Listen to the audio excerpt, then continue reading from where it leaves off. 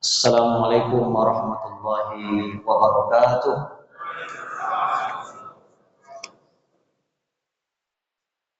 Alhamdulillahirabbil alamin. Wassalatu wassalamu ala asyrafil anbiya'i wal mursalin wa ala alihi wa ashabihi ajma'in. Asyhadu an la ilaha illallah wahdahu la syarika lah wa asyhadu anna Muhammadan abduhu wa rasuluhu la nabiyya ba'da. Amma ba'du. Yang saya hormati seluruh pengurus Masjid Darul Aman, yang saya hormati tokoh masyarakat, para orang tua kami, bapak-bapak, ibu-ibu, pemuda dan pemudi, dan seluruh jamaah Masjid Darul Aman. Semoga kita senantiasa dirahmati Allah Subhanahu wa Ta'ala. Bersyukur kita kepada Allah Subhanahu wa Ta'ala karena pada subuh ini kita masih dibangunkan oleh Allah Subhanahu wa Ta'ala dari tidur kita. Kita masih dihidupkan oleh Allah Subhanahu wa Ta'ala dari mati kita sementara. Makanya setelah bangun tidur itu kita membaca doa, Alhamdulillahillazi ahyana ba'da amatana wa ilaihil nusyur. Itu sebenarnya ungkapan syukur kita Bapak Ibu sekalian karena kita masih dihidupkan. Alhamdulillahillazi ahyana. Segala puji bagi Allah yang masih menghidupkan kami ba'da amatana, setelah kami tadi mati. Nah, gitu isi doa tadi Bapak Ibu sekalian. Jadi sekali lagi doa itu adalah ungkapan syukur kita karena kita kembali dibangunkan oleh Allah dari mati kita yang sementara. Dan pada subuh ini kita masih bisa beraktivitas sebagaimana biasa. Kita masih bisa melaksanakan kewajiban kita sebagai hamba Allah. Melaksanakan sholat fardu subuh secara berjamaah. Kemudian kita lanjutkan dengan ta'lim, menambah wawasan kita terkait dengan ilmu pengetahuan keagamaan. Nah, ini semoga dicatat oleh Allah Subhanahu wa Ta'ala sebagai amal soleh. Amin amin ya rabbal alamin. Dan wujud syukur secara nyata itu sesungguhnya adalah menggunakan nikmat yang Allah berikan itu kepada jalan yang diridhoinya. Jadi bukan hanya sekedar mengucapkan alhamdulillah saja Bapak Ibu sekalian, tetapi gunakan nikmat yang diberikan Allah itu kepada hal-hal yang diridhoinya. Itulah sesungguhnya hakikat dari syukur tersebut.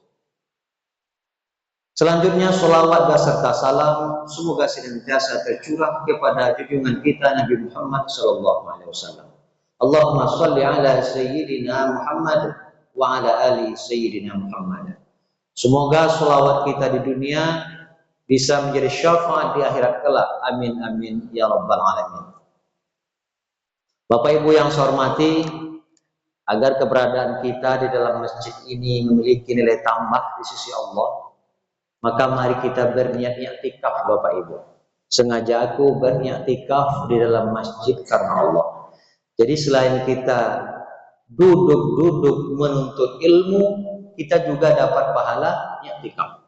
Jadi ketika kita masuk ke masjid Bapak Ibu sekalian, niatkan i'tikaf sehingga kita punya nilai tambah, bukan hanya sekadar duduk-duduk saja, tetapi kita dapat fadilah i'tikaf. Bapak Ibu yang saya hormati, karena tadi kita bicara mati Bapak Ibu sekalian, kita membahas tentang kematian itu sendiri. Kita membahas surat Al-Baqarah ayat 96.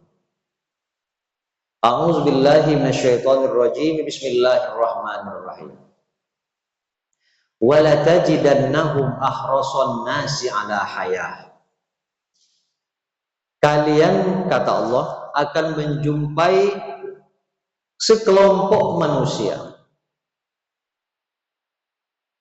Wa minal ladzina asyraku, Mereka itu sangat tamak, bahkan dibandingkan dengan orang-orang musyrik. Jadi ini Allah menggambarkan sifat dasar kita Bapak Ibu sekalian, fitrah kita, bahwa kita ini tamak. Tamak itu apa bahasa lainnya ya? Rakus, loba, pokoknya ingin semuanya dan ingin selama-lamanya. Nah, itulah sifat fitrah kita Bapak Ibu sekalian. Dan ini Allah gambarkan kepada kita. Lau yu'ammar yawaddu ahaduhum lau yu'ammaru alfasana. Saking tamaknya Bapak Ibu sekalian, manusia itu ingin diberi umur sampai 1000 tahun. Yu'ammaru alfasana, 1000 tahun. Kenapa 1000 tahun? Karena dalam sejarah Bapak Ibu sekalian, umur yang paling panjang itu, yang paling lama itu adalah umur umat Nabi Nuh, itu sampai ribuan tahun. Makanya ini merupakan kiasan, pengharapan bagi orang-orang yang ingin panjang umurnya, disamakan umurnya tersebut dengan umur umat Nabi Nuh. Bahkan Nabi Nuh itu sendiri umurnya hampir 1000 tahun, 95 tahun, 950 tahun umurnya. Jadi kalau ada yang meninggal usia 200 tahun, itu masih mati bujang Bapak Ibu. Dulu. Siapa yang meninggal? Oh itu si A. Berapa umurnya? Masih 200 tahun. Wah kasihan ya, belum nikah kok sudah meninggal. Itu dulu. Sekarang tidak Bapak Ibu sekalian. Umur kita itu sangat singkat sekarang ini. Wa ma huwa bimuzahzihi minal azabi ayyu'ammar. Padahal umur panjang itu tidak akan membebaskan mereka dari azab Allah. Wallahu basirum bima ya'malun. Sesungguhnya Allah Maha melihat dan mengetahui apapun yang mereka kerjakan. Bapak Ibu yang saya hormati, ayat ini sekali lagi membicarakan tentang tabiat kita, fitrah kita, sifat dasar kita, bahwa kita pada dasarnya adalah tamak, rakus, loba, mau segala-galanya dan mau selama-lamanya. Bahkan Bapak Ibu sekalian, kita ini tidak ingin mati. Betul Bapak Ibu? Ada yang ingin mati cepat-cepat nih? Kita ini tak ingin mati Bapak Ibu. Atau paling tidak, jangan sampai cepat-cepat mati. Nah itu fitrah kita itu. Tak ada saya kira dalam masjid ini yang ingin mati cepat-cepat. Ya itulah fitrah kita. Bapak Ibu yang saya hormati, kalau kita petakan Bapak Ibu sekalian, kalau kita klasifikasi, kira-kira kenapa manusia itu tak mau mati? Atau kenapa manusia itu paling tidak jangan sampai cepat-cepat mati? Yang pertama Bapak Ibu sekalian, karena mati itu misterius. Sesuatu yang misterius kan kita takuti kan? Kita sampai sekarang Bapak Ibu sekalian, secanggih apapun teknologi, itu tak bisa mendeteksi kapan malaikat maut itu datang Bapak Ibu. Kemana ruh kita dibawa? Bagaimana keadaan kita di dalam kubur nanti? Bagaimana keluarga yang kita tinggalkan nanti? Dan lain-lain sebagainya. Kematian itu bisa datang kapanpun dan dimanapun tanpa memberikan aba-aba. Sehingga kita menjadi takut dengan misterius itu Bapak Ibu sekalian. Manusia itu yang meninggal itu Bapak Ibu sekalian itu disebutkan dalam keterangan, dia juga tidak mengira dia akan mati. Tetapi tiba-tiba mati Bapak Ibu sekalian. Tiba-tiba dia sadar dalam kubur itu ternyata sudah terpisah dengan keluarganya. Dia tidak lagi berada di rumahnya. Dia tidak lagi bisa bersama dengan orang-orang yang ia cintai. Ketika dia mau kembali tidak bisa lagi Bapak Ibu sekalian. Karena alamnya sudah terpisah. Sudah berbeda. Padahal sebelumnya dia tidak mengira itu. Dia sudah akan mati juga. Pernah Bapak Ibu mimpi meninggal? Tak pernah. Mimpi meninggal gitu ya, usah meninggal gitu. Tapi bisa bangun lagi. Oh ya ternyata enggak, ternyata cuma mimpi. Kalau saya pernah Bapak Ibu sekalian. Dan itu kita gembira lagi karena ternyata tidak mati yang sesungguhnya. Kita masih berada di rumah kita dan kita masih bertemu dengan orang-orang yang kita cintai. Tetapi yang mati sungguhan itu Bapak Ibu sekalian sama seperti itu. Dia heran, kenapa dia pindah ke alam ini? Kok beda alamnya? Mau kembali lagi tak bisa. Nah, jadi misterius itu Bapak Ibu sekalian membuat kita manusia ini untuk mati. Ini sampai ke rumah ini Bapak Ibu sekalian tidak ada yang bisa menjamin umur kita sampai. Ada orang yang misalnya dia hanya duduk-duduk aja di tepi jalan itu sambil nunggu bis mungkin. Langsung ditabrak oleh seseorang misalnya. Itu kan dia tidak menyangka itu. Dia tidak mengendara, dia hanya menunggu tumpangan umum misalnya.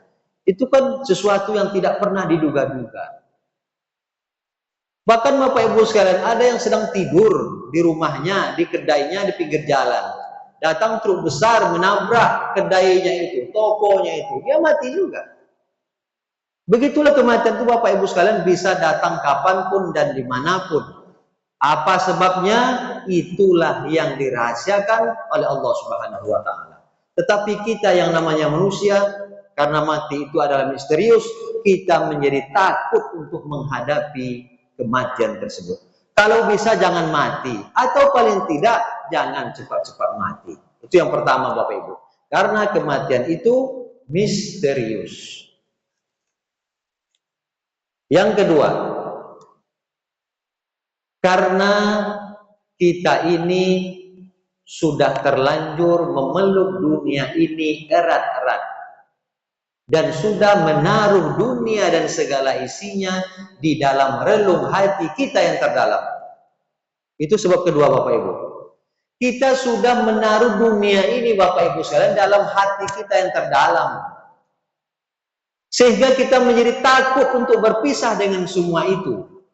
Kita menjadi takut untuk berpisah dengan segala kenikmatan itu. Takut berpisah dengan kedudukan, pangkat, dan jabatan. Sekarang lagi menjabat nih, jangan sampai mati sekarang. Kalau mati ya nanti aja saya habis pensiun, kan gitu. Ini susah mendapatkan posisi ini. Itu kenapa? Karena kedudukan itu sudah kita taruh dalam relung hati kita yang terdalam.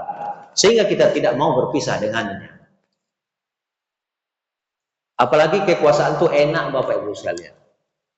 Dengan punya kekuasaan itu kita bisa melakukan apa saja. Orang segan kepada kita dan lain-lain. Sehingga kita tidak mau berpisah dengan itu. Dan kita sudah menaruhnya dalam hati kita yang terdalam. Kita juga takut misalnya meninggalkan rumah yang megah. Itu dulu bikin rumah itu lama itu. Susah. Menabung sekian lama, kemudian baru bisa dibangun. Rumahnya bagus, megah, mewah. Tiba-tiba kita meninggal Bapak Ibu sekalian. Kita kan nggak mau itu meninggalkan rumah yang bagus itu, rumah yang megah itu. Nanti ditempati oleh pasangan kita dengan pasangan barunya. Padahal kita dulu susah-susah membangunnya itu. Kenapa? Karena rumah itu sudah kita taruh dalam hati kita yang terdalam. Kita takut meninggalkan kendaraan yang mewah. Sekarang banyak kendaraan yang mewah Bapak Ibu sekalian. Apalagi dengan teknologi sekarang itu semuanya serba elektrik. Bahkan sekarang ada mobil yang tak ada pakai sopir. Tak ada sopirnya Bapak Ibu sekalian. Tapi tidak nabrak orang. Ada pakai listrik segala macam, tak perlu pakai bensin lagi. Sehingga kita menjadi takut untuk meninggalkan semua itu, meninggalkan kendaraan itu. Kenapa? Karena sudah terlanjur sayang. Kita sudah menaruhnya dalam hati kita. Kita takut meninggalkan kos-kosan yang 100-an pintu itu. Ruko yang sekian pintu itu. Kita menjadi takut. kebun sawit yang sekian ratusan hektar itu, dan lain-lain sebagainya. Intinya aset-aset yang selama ini kita usahakan, kita tidak mau berpisah dengannya. Kenapa? Karena itu kita merasa susah mendapatkannya, sehingga kita taruh dalam hati kita yang terdalam. Sehingga semua itu, karena kita sudah menaruhnya dalam hati kita yang terdalam, baik itu kedudukan, pangkat, dan jabatan, rumah yang megah, kendaraan yang mewah, aset-aset yang selama ini kita usahakan, dan lain-lain sebagainya, sehingga kita menjadi takut untuk berpisah dengan semua itu. Itu sebab yang kedua. Yang ketiga, penyebabnya adalah karena kurangnya bekal. Jadi hidup ini, Bapak Ibu sekalian, hidup kita di dunia ini adalah ibarat merantau. Kampung asal kita sesungguhnya adalah akhirat. Jadi kita diberikan kesempatan oleh Allah untuk merantau di dunia yang fana ini dalam waktu yang telah ditentukan. Jadi merantau kita ini sudah ditentukan waktunya. Berapa waktunya? Beda-beda, Bapak Ibu sekalian. Ini beda-beda waktunya yang diberikan Allah Subhanahu wa taala untuk kita berkesempatan merantau di dunia yang fana ini. Itulah yang kemudian disebut ajal itu, Bapak Ibu. Ajal itu artinya batas. Jadi kita punya batas di sini, tidak selama-lamanya. Makanya karena kita merantau di sini tidak selama-lamanya, maka kita harus memperbanyak bekal sebelum balik lagi ke kampung halaman kita. Bapak Ibu yang saya hormati, mungkin seseorang ada yang sedang merantau, Bapak Ibu. Misalnya orang Pekanbaru merantau ke Jakarta, mencari penghidupan di sana, ma'isyah. Hampir dipastikan, Bapak Ibu sekalian, kalau dia tidak sukses di perantauan, maka ia akan malu untuk pulang kampung. Karena tak cukup bekal, baik bekal di perjalanan, apalagi bekal sampai di kampung halaman. Sehingga ia segan, malu untuk pulang kampung, Bapak Ibu sekalian, karena tidak sukses di perantauan. Apalagi mulut orang kampung kita itu kadang-kadang luar biasa, Bapak Ibu sekalian. Itu nyelekit sekali. Percuma merantau jauh-jauh, lama-lama, tapi tak sukses. Hidupnya gitu-gitu aja, tidak ada perkembangan yang signifikan. Mendingan saya di kampung saja seperti ini. Walaupun tak terlalu kaya, tapi ya cukup makan, bisa bersama-sama dengan orang-orang yang cintai dan lain sebagainya. Nah, itu kan membuat kita sebagai perantau itu malu, Bapak Ibu sekalian. Begitu juga ketika kita diberikan kesempatan oleh Allah untuk hidup di dunia ini, untuk merantau di dunia ini, untuk mencari bekal sebanyak-banyaknya. Bekal itu adalah amal soleh, amal kebajikan. Soleh itu artinya baik, Bapak Ibu. Ada Pak Soleh di sini. Nah, soleh itu artinya baik. Amal soleh, perbuatan baik. Baik itu untuk kita sesama manusia, atau ini disebut dengan soleh sosial, peduli dengan tetangga, kemudian juga peduli dengan fakir miskin, ikut kegiatan sosial, melayat ketika ada yang meninggal, dan lain-lain sebagainya. Itu adalah amal soleh sosial. Itu amal soleh itu. Kalau ada gotong royong ikut, itu juga bagian amal soleh. Jangan individual. Hidup ini tak bisa individual. Kita ini adalah makhluk sosial. Dan itu ternyata bagian dari amal soleh. Termasuk juga amal soleh itu ya tentu hubungan vertikal kita dengan Allah Subhanahu wa ta'ala. Ibadah-ibadah kita harus kita laksanakan dengan sebaik-baiknya. Sholat kita sempurnakan, kita laksanakan dengan berjamaah. Puasa kita dilaksanakan dengan sebaik-baiknya, zakat, haji, dan lain sebagainya. Itu adalah bentuk ibadah mahdhah kita, vertikal kita dengan Allah Subhanahu wa taala.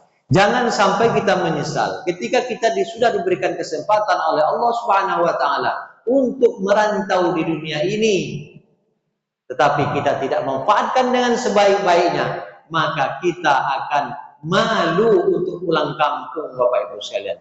Kita menjadi takut untuk kembali ke kampung kita yang sesungguhnya, yaitu akhirat kelak.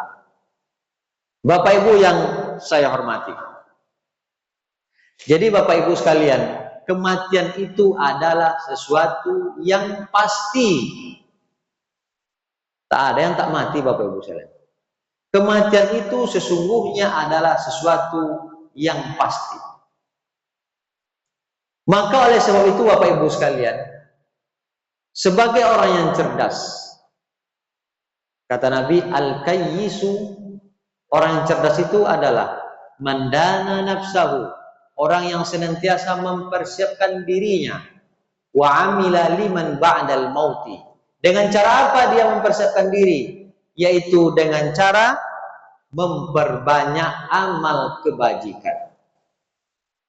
Wal ajizu, sambungan hadisnya adalah wal ajizu, orang yang bodoh itu apa? Manittaba'a hawahu nafsah, orang yang hanya ikut hawa nafsunya. Wa tamanna 'alallahil amani, dan dia itu berangan-angan Allah akan memasukkan ia ke dalam surga. Jadi di sini Bapak Ibu sekalian, kita tidak mungkin mengorbankan sesuatu yang pasti demi sesuatu yang tidak pasti. Itu kandungan hadis ini Bapak Ibu sekalian. Orang yang cerdas itu dikatakan oleh Nabi adalah orang yang senantiasa mempersiapkan dirinya sebelum kematian itu datang. Orang bodoh itu apa? Orang yang hanya mengikuti hawa nafsunya. Yang penting senang, happy, atau yang disebut juga dengan hedonis. Pokoknya senang, enak, lezat, kenyang, itu yang dilakukan. Wa tamanna 'alallahil amani, tapi kemudian dia berangan-angan Allah akan memasukkan dia ke dalam surga.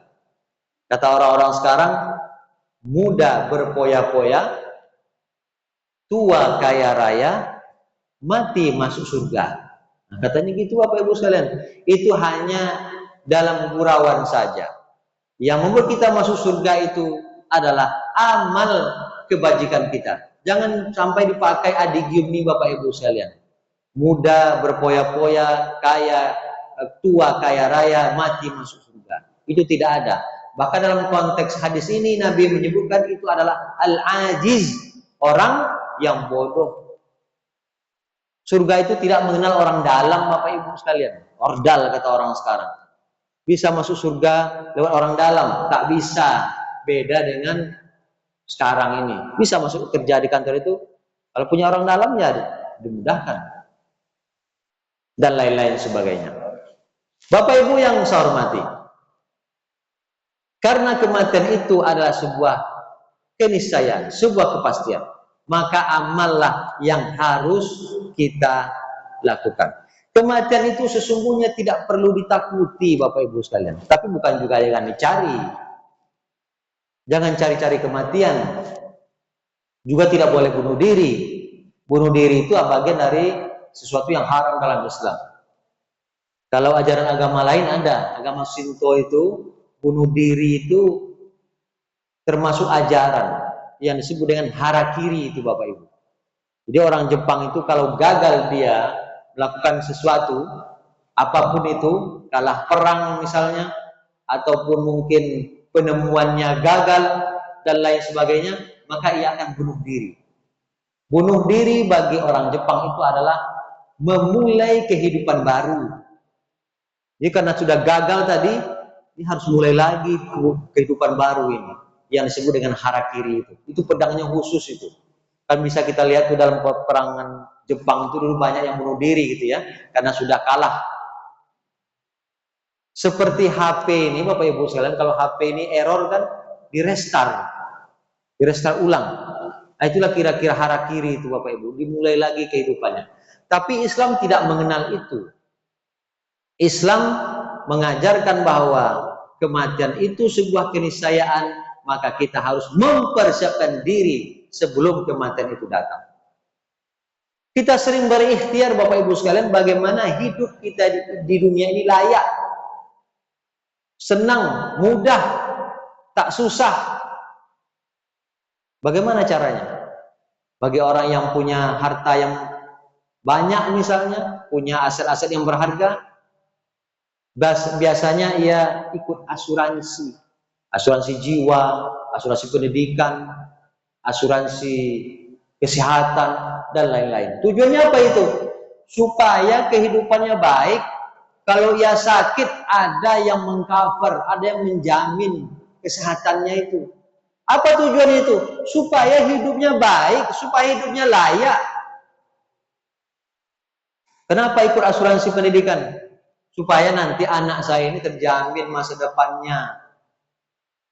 Kalau saya mungkin duluan wafat, nanti ada yang mengcover pendidikannya sehingga tak putus pendidikannya tengah jalan. Apa tujuannya itu? Supaya kehidupan kita di dunia ini baik, layak.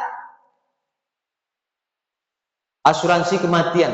Apa tujuannya? Supaya nanti kalau seseorang dia mati, ada yang diterimanya, dan ini digunakan untuk ahli waris yang ditinggalkannya. Apa tujuannya itu?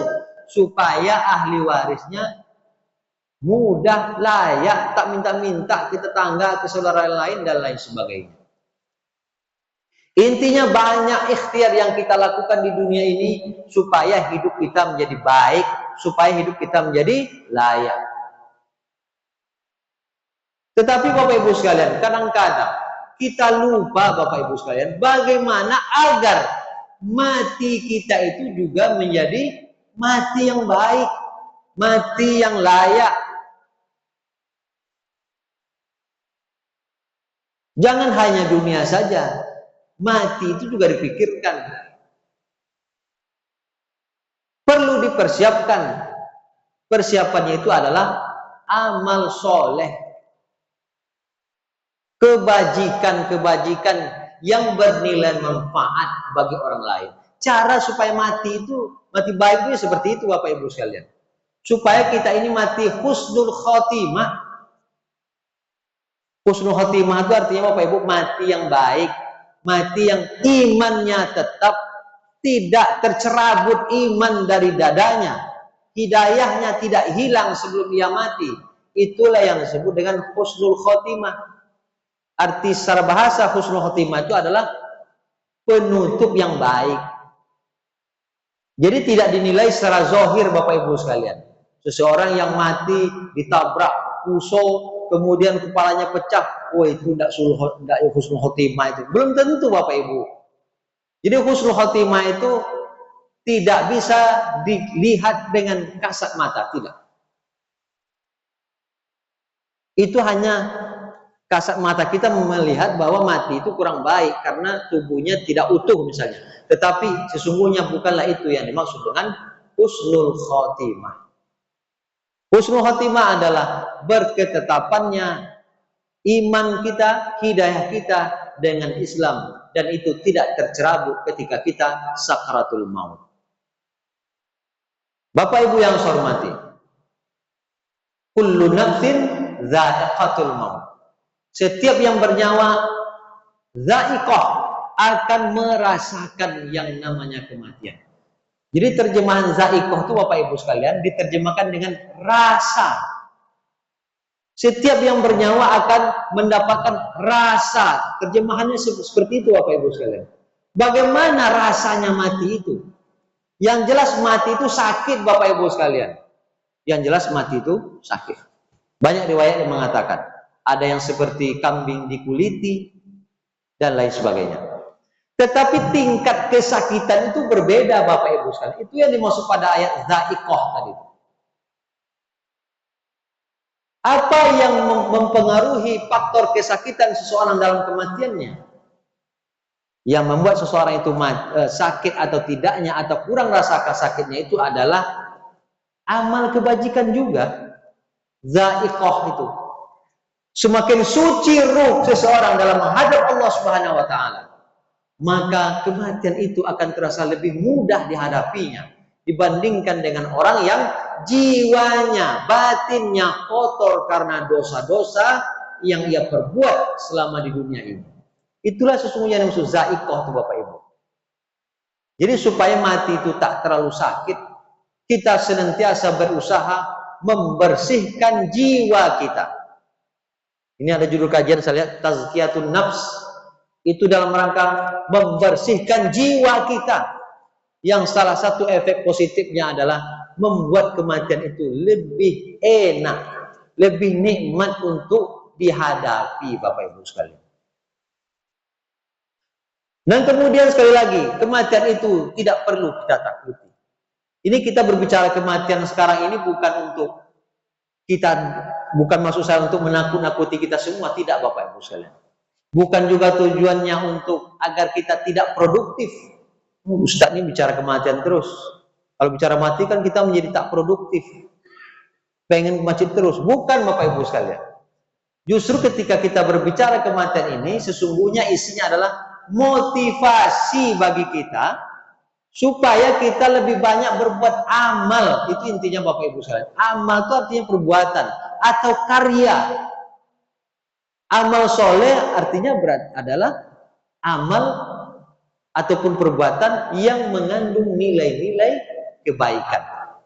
Jadi bukan untuk menakut-nakuti. Jangan sampai kita itu salah sangka bahwa tujuan membahas kematian itu adalah untuk hal-hal yang menyebabkan kita menjadi kontraproduktif. Tidak. Justru ini motivasi sebelum mati itu datang, karena mati itu tidak mengenal waktu, kapan, dimanapun dan segala macam. Ya kita harus senantiasa mempersiapkan diri kita. Kata Fakhruddin Ar-Razi Bapak Ibu sekalian dalam kitab tafsirnya Al-Kabir, ada juga menyebut dengan Mafatihul Ghaib, mengatakan mati itu seperti tidur. Tidur itu enak kan Bapak Ibu? Tidur itu enak. Bahkan kita nggak tahu apa-apa. Kadang-kadang rumah kita kebakaran, nggak tahu itu Bapak Ibu sekalian. Kadang-kadang banjir datang, kita nggak tahu itu. Saking enaknya tidur itu. Jadi istirahat yang paling efektif itu sesungguhnya adalah Bapak Ibu sekalian, tidur. Kalau capek itu sebenarnya istirahat yang paling bagus itu tidur. Karena tidak hanya mengistirahatkan fisik, tapi juga mengistirahatkan pikiran. Makanya enak itu tidur. Nah mati itu juga sama Bapak Ibu. Karena tidur itu enak, mati itu sesungguhnya juga enak. Kenapa enak? Karena kita dalam rangka bertemu dengan Sang Pencipta kita, yaitu Allah Subhanahu wa Ta'ala. Tetapi Bapak Ibu sekalian, mati itu bisa menjadi, tidur itu bisa menjadi aktivitas yang tak enak Bapak Ibu. Kapan tuh? Kalau kita diganggu oleh mimpi-mimpi buruk. Kalau kita tidur, datang mimpi buruk, tidur kita terganggu Bapak Ibu sekalian. Bahkan mungkin kepala kita menjadi sakit karena terbangun tiba-tiba. Jadi tak enak tidur kita itu. Gelisah karena mimpi-mimpi buruk tadi itu. Mimpi ketemu kuntilanak, mimpi mati tadi, mimpi ketemu harimau, mimpi ketemu ular. Ada pula yang menafsirkan kalau mimpi ketemu ular, nanti ada tuh yang mencari kita tuh. Jadi tidur kita jadi tak enak Bapak Ibu sekalian karena diganggu oleh mimpi-mimpi buruk tadi itu. Begitu juga dengan kematian Bapak Ibu sekalian. Kematian bisa menjadi tidak enak, bisa menjadi perjalanan yang sangat-sangat menyiksa kalau kita diganggu oleh azab-azab atas dosa-dosa yang kita pernah kita lakukan selama kita menjalani kehidupan di dunia ini. Jadi Bapak Ibu sekalian, supaya tidur kita enak, kita berdoa dulu, kemudian membaca wiri-wiri dan segala macam sehingga tidur kita menjadi tidur yang enak. Begitu juga dengan kematian Bapak Ibu sekalian. Bagaimana perjalanan kematian itu menjadi perjalanan yang enak nikmat karena kita dalam rangka bertemu dengan Allah Subhanahu wa taala. Sekali lagi, stressingnya adalah, penegasannya adalah memperbanyak amal kebajikan. Jangan sampai ruh kita, jiwa kita dikotori oleh dosa-dosa yang pernah kita perbuat selama kita menjalani kehidupan ini. Bapak Ibu yang saya hormati, maka amal-amal yang bisa kita kerjakan itu Bapak Ibu sekalian sesungguhnya sangat banyak. Tapi ada amal perbuatan yang pahalanya itu Bapak Ibu bukan hanya ketika kita melaksanakannya, tetapi selama-lamanya. Mungkin hadis ini kita semua hafal Bapak Ibu sekalian. Yaitu iza mata banu Adam. Apabila seorang anak Adam itu meninggal dunia, inqata amaluhu, terputus segala amal perbuatannya. Kenapa terputus? Ya karena sudah meninggal. Tidak ada orang yang meninggal masih sholat, masih puasa, zakat dan sebagainya. Tentu terputus. Illa min salasin. Kecuali yang tak terputus itu ada 3. Di antaranya ada 3. Jadi bukan hanya 3 saja Bapak Ibu sekalian. Di hadis ini disebutkan di antaranya ada 3. Sedangkan hal-hal yang lain dijelaskan oleh Nabi dalam hadis yang lain pula. Dari mana kita tahu? Dari kata min salasin. Iza mata banu Adam inqata amaluhu, terputuslah segala amal perbuatannya, illa min salasin, kecuali ada 3 yang tak terputus itu. Dalam hadis ini hanya 3. Apa itu? Yang pertama, shadaqatin jariyatin, yaitu apabila pernah bersedekah jariyah, atau yang kita kenal dengan istilah wakaf Bapak Ibu. Mungkin dulu ketika masih hidup pernah mewakafkan sebidang tanah, kemudian di atas tanah tersebut dibangun masjid atau musola atau pondok pesantren atau TPQ atau jalan umum. Jalan umum itu juga bagian dari wakaf itu Bapak Ibu sekalian. Maka pahala akan senantiasa mengalir kepada dirinya. Walaupun sekarang dia tidak lagi mewakafkan hartanya karena sudah mati, karena sudah meninggal. Tetapi ia masih dicatat sebagai orang yang senantiasa mewakafkan hartanya di jalan Allah Subhanahu wa taala. Wakaf ini beda dengan filantropi Islam yang lain Bapak Ibu. Kalau kita bersedekah ya berpahala. Tapi pahalanya ketika bersedekah itu saja. Setelah itu ya tak lagi. Kalau kita berinfak sama, ketika kita melakukan infak itu ke masjid misalnya, kita dapat pahala. Kapan? Ketika kita berinfak. Setelah itu tidak lagi. Memberikan hadiah dan lain-lain sebagainya. Termasuk juga zakat, baik zakat emas, zakat fitrah, dapat pahala semuanya. Tetapi hanya ketika kita menyerahkan saja.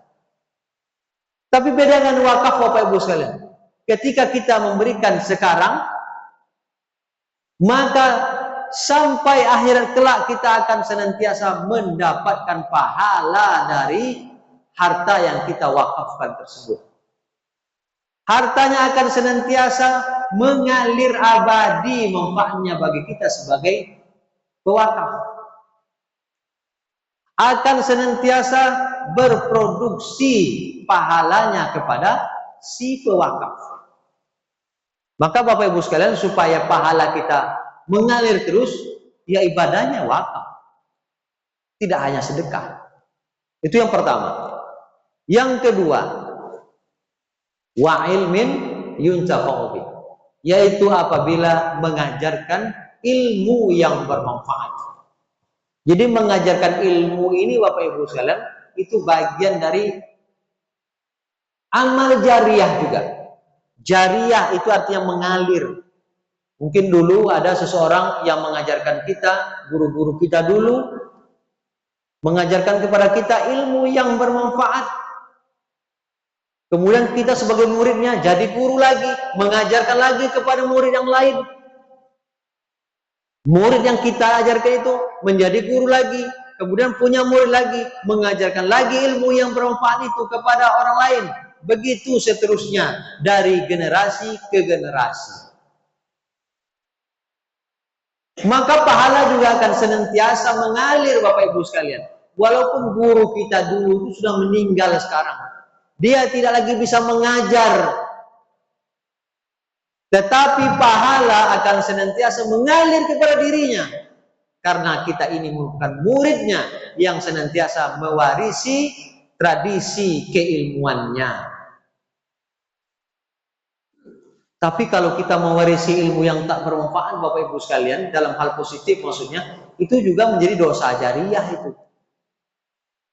Misalnya, bagaimana cara membuka kunci stang sepeda motor yang baik dan benar, cepat, tepat, gitu. Itu kan ilmu mencuri, ilmu merampok. Bagaimana cara membegal yang baik dan benar? Itu juga menjadi amal jariah, tapi amal jariah yang negatif, dosa jariah bahasa lain. Jadi ketika kita mengajarkan sesuatu yang baik dan itu dimanfaatkan oleh orang lain, itu menjadi amal jariah. Sebaliknya, ketika kita mengajarkan sesuatu yang sifatnya dosa atau mungkin memposting foto yang tidak menutup aurat mungkin, dan itu menjadi wasilah seseorang untuk berbuat maksiat, itu juga menjadi dosa jariah. Maka hati-hati Bapak Ibu sekalian, jangan sampai perbuatan kita di dunia ini, kemudian kita mati tiba-tiba, kita belum sempat bertaubat, kita belum sempat menghapus postingan kita yang sifatnya pornografi, porno aksi, ternyata kita meninggal Bapak Ibu sekalian, dan itu menjadi dosa jariah. Yang ketiga, yang menjadi amal jariah itu adalah meninggalkan anak yang soleh ataupun solihah yang senantiasa mendoakan kedua orang tuanya. Jadi anak itu Bapak Ibu sekalian adalah regenerasi dari kita kedua orang tuanya. Anak itu bukan hanya sekedar pewaris ruko, pewaris kos-kosan, pewaris kebun sawit, dan lain-lain sebagainya. Bukan hanya itu Bapak Ibu sekalian. Anak itu secara umum adalah regenerasi bagi kedua orang tuanya, yang akan meneruskan kebaikan-kebaikan dari orang tuanya.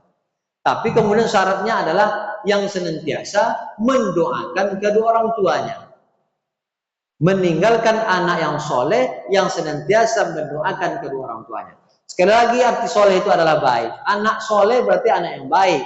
Tapi bukan hanya baik untuk dirinya saja, juga mau mendoakan kedua orang tuanya.